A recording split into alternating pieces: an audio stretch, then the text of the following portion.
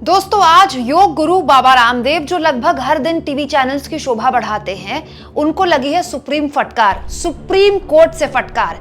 ऐसी फटकार कि बाबा रामदेव को व्यक्तिगत तौर पर सुप्रीम कोर्ट में कुछ इस तरह से पेश होना पड़ गया। तस्वीरें देख लीजिए दोस्तों, तस्वीरें आज की हैं। देश की सबसे बड़ी अदालत सुप्रीम कोर्ट ने बाबा रामदेव और आचार्य बालकृष्ण को जब बुलाया तो बाबा रामदेव कुछ इस तरह से सुप्रीम कोर्ट के अंदर दाखिल होते दिखाई दिए।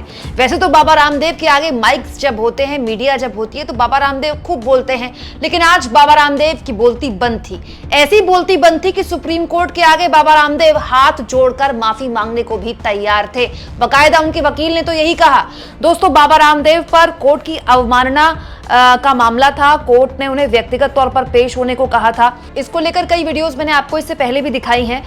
टोटल ये केस है जिसमें एलोपैथ को लेकर, जो एलोपैथ दवाइयां हैं उनको लेकर भ्रामक दावे किए थे बाबा रामदेव ने। इसके अलावा सुप्रीम कोर्ट के 2 जजों की बेंच ने बाबा रामदेव पर यह भी टिप्पणी की थी कि कुछ दवाइयों को लेकर गलत विज्ञापन बाबा रामदेव ने छापे हैं जो कि भ्रामक हैं। वो विज्ञापन तुरंत हटाने का आदेश दिया गया था। दोस्तों, उस पूरे मामले में जब बाबा रामदेव ने कोर्ट की नहीं मानी तो कोर्ट ने इस पर उसके बाद सख्त रुख अपनाया था और कोर्ट ने कहा था कि आप व्यक्तिगत रूप पर पेश हुई। बाबा रामदेव और आचार्य बालकृष्ण दोनों से कहा कि आप व्यक्तिगत रूप से पेश हुए। इसीलिए बाबा रामदेव के वकील भी आज सुप्रीम कोर्ट में बैकफुट पर थे और सुप्रीम कोर्ट से बार बार माफिया मांग रहे थे।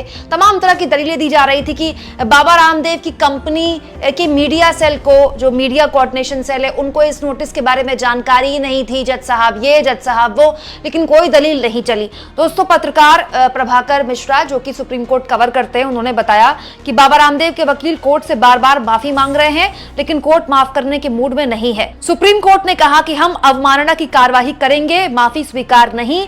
आपने क्या किया आपको अंदाजा नहीं है। आपने गंभीर मसलों का मजाक बनाकर रख दिया। आपको पता लगना चाहिए कि अदालत के आदेश का उल्लंघन करने का क्या नतीजा होता है। दोस्तों, अदालत न केवल यहां पर एलोपैथ को लेकर जो बाबा रामदेव इससे पहले भ्रामक बातें अपनी कई वीडियोस में बोल चुके हैं उसका जिक्र कर रही थी, बल्कि अदालत यह भी कह रही थी कि आप सुप्रीम कोर्ट की अवमानना नहीं कर सकते। सुप्रीम कोर्ट ही नहीं, किसी भी कोर्ट की अवमानना नहीं कर सकते। दोस्तों, इसके अलावा प्रभाकर कुमार मिश्रा ने बताया कि सुप्रीम कोर्ट को इस बात से आपत्ति है कि पतंजलि और बाबा रामदेव ने अपनी दवाओं के प्रचार के क्रम में अंग्रेजी दवाओं का मजाक उड़ाया, लेकिन भारत सरकार के वकील सॉलिसिटर जनरल को इस बात से कोई आपत्ति नहीं। उन्होंने कहा कि एलोपैथी दवाएं आलोचना से ऊपर नहीं, अंग्रेजी दवाओं की भी आलोचना की जा सकती है। इस बात को लेकर सुप्रीम कोर्ट हैरान था कि साइंस ने इतनी तरक्की कर ली, उसके बावजूद भी बाबा रामदेव खुलेआम एलोपैथ का मजाक उड़ा रहे हैं। और इस बात को लेकर भी सुप्रीम कोर्ट को बड़ी हैरानी हुई कि इस पर केंद्र सरकार द्वारा कुछ कहा नहीं गया। इस बात को लेकर भी सुप्रीम कोर्ट ने अपनी आपत्ति दर्ज कराई। दोस्तों, इसके अलावा जस्टिस कोहली ने तो यहां तक कह दिया कि एक बार जब ये अदालती कार्रवाई है और निर्देश हैं तो इसकी जानकारी देने के लिए कौन जिम्मेदार है। यदि वो बचाव योग्य नहीं है तो आपकी माफी काम नहीं करेगी। ये सुप्रीम कोर्ट को दिए गए वचन का घोर उल्लंघन है। आपको ये सुनिश्चित करना होगा कि आपके वचन का पालन किया जाना चाहिए, जो कि गंभीर है। दोस्तों, इसके बाद काफी फटकार लगने के बाद सुप्रीम कोर्ट में बाबा रामदेव के वकील ने अदालत में गलती मानी और कहा कि हां, हमसे चूक हुई है।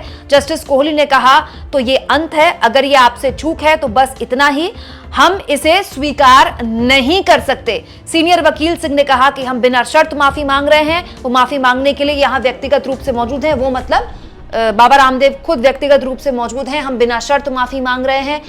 आखिरकार बाबा रामदेव के वकील के बार बार माफी मांगने पर सुप्रीम कोर्ट ने बाबा रामदेव और बालकृष्ण को एक और मौका दिया है। कोर्ट ने बेहतर हलफनामा दायर करने को कहा है और कहा है कि 10 अप्रैल को एक बार फिर से बाबा रामदेव और बालकृष्ण सुप्रीम कोर्ट में पेश हों।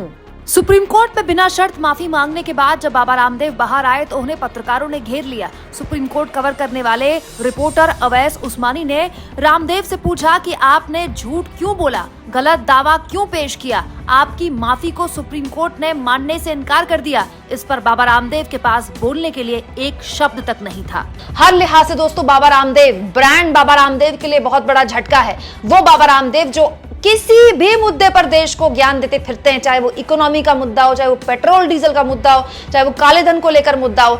आज जिस मुद्दे पर उनकी एक्सपर्टीज होने का वो दावा करते हैं, आयुर्वेद, उसे लेकर न केवल भ्रामक जानकारियां उन्होंने फैलाई, बल्कि इसे लेकर उन्होंने उन्हें खुद सुप्रीम कोर्ट में पेश होना पड़ा और सुप्रीम कोर्ट के आगे उनके वकील को कहना पड़ा कि वो बिना शर्त माफी मांगते हैं। दोस्तों, आप इस मुद्दे पर क्या सोचते हैं? कमेंट बॉक्स में जरूर लिखें और जितना हो सके चैनल को शेयर करें, सब्सक्राइब करें और थैंक्स और ज्वाइन के ऑप्शन से अगर आप चाहें तो कुछ आर्थिक मदद भी चैनल कर सकते हैं।